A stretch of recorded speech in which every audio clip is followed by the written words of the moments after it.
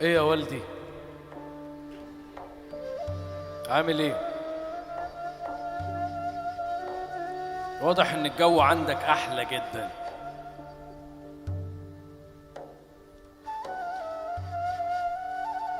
من زمان ومفيش زيارة. طب تعالى ان شاء الله حتى الشاي وتمشي. ايه يا حاج، ده احنا عشرة عمر يعني.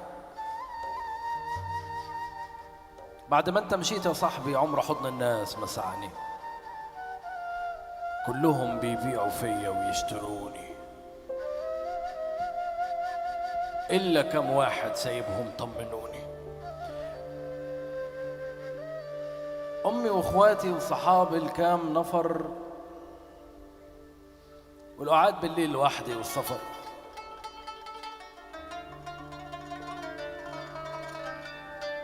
بس برضو معاك بتفرق، يوحش الواحد كلامك، نظرتك طيبة سلامك. يوحش الواحد هزارك والزعيق من غير سبب. يوحش الواحد علامة جزمتك فوق العتب. يكسر الواحد مرورك لو أتى بخلاك توطي. ثم أشوفك جنب مني وجنب أخويا، إيه أمر عليا مني يوم ما تحلف دمعتي برحمة أبويا. الحقيقة مفيش جديد من يوم غيابك، كل شيء لسه في مكانه إلا شيء واحد، أنا لسه مش عارف أفكر أنت غبت الكام سنة.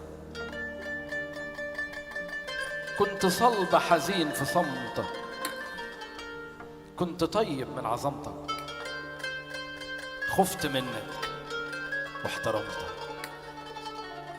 اكتشفت معاك معاني مش هشوفها من مكاني. سبت مطرح من مساحته مش هيملاه حد تاني. سبت أول حد كان بيقول لي مالك. سبت آخر حد كان بيروح عشان المدرسة. سبت صوتك وانت بتزعق في واجبي اللي اتنسى. سبت شاي على النار بقاله 10 سنين. سبت مين؟ مش شرط اقول لك، ما انت عارف سبت مين. امي عال واخواتي لسه، كل يوم تجمعنا قصة. كل يوم واحد بيخبط فيك بقصده، يعتذر لك تحضنه من غير وجودك، يمشي فيك فتمر فيه. كل يوم واحد يقول لي حلمت بيه، زي أول مرة شفتك. فرع أسمر راسه فضة، قضى عمره حديد مصدة، ثم قرر يمشي فجأة. لسه حتى الآن بنكتشف المفاجأة.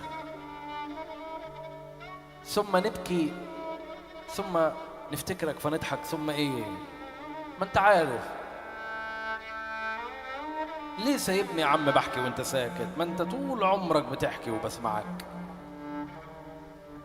كنت لما زمان ازوغ احكي معرفش اخدعك، كل ما الناظر يقول لي هات ابوك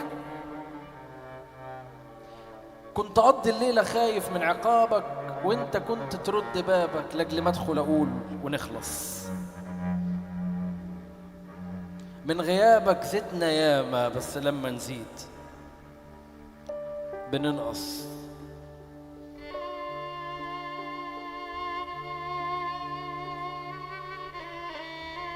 والحقيقة أنا غلطي زاد. الحقيقة أنا غلطي زاد،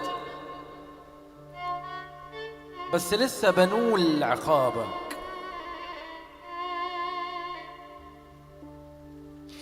أثر سبته في حضورك لسه متبقي في غيابك،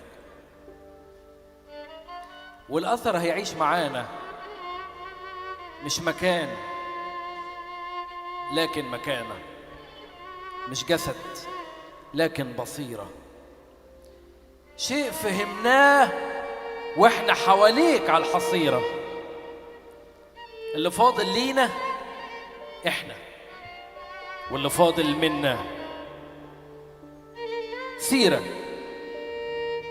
وعلى العموم ده مش رثاء ولا شعر من باب الفراق، ده اتفاق انك انت تعيش ما بيننا، وانك انت تشيل عيالنا وتحتمل خوفنا بدلنا، تبتسم اوقات ما نفرح، نعتذر لك لما نشطح او نخالف خط سيرك. ده اتفاق ان احنا لسه لم نصاحب حد غيرك، واني فاكرك واني شكرك على الحكاية كلها. الكلام يبدو انتهى، بس في الحاجة قلب، في القلب حاجة ما قلتهاش. اللي عاشها لنفسه مات، واللي مات لولاده عاش.